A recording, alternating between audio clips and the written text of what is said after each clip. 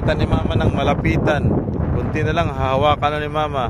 Mga wild na swan. Pero mabait naman yan.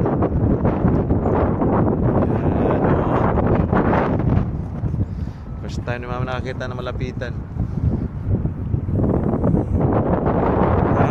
Yung puti mo yung pinakamalaki. Yung kumakain ng malalaking isda na buo.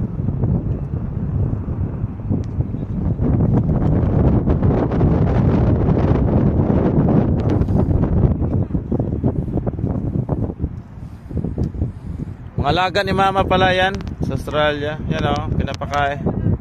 Dinadalaw lang ni mama. Kasi once in 5 years yata si mama pumunta dito. 3 years, 2 years, 1 year. Yan, alaga ni mama. Yan si mama o. Saka pa. Yan, tama na.